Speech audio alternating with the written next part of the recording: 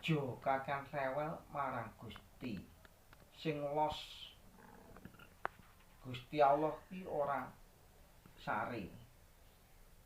Diparingi akeh ya syukura, diparingi titik ya matur suwuna.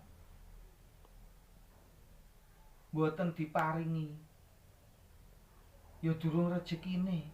Lek trewis rejekine wis tok aja kuwatir, mesti karo Gusti diparingne. Kabeh mau awake dhewe iki gari nampa nyatane uduk panganan sing garane urip, tapi sejatine wong urip mesti mangane. Ora ana ceritane wong urip nggak mangan, mesti mangane. Ora ketang mbuh tekone kapan. Tekone rejeki kuwi sak wayah-wayah. Ora manut pikirane awake dhewe.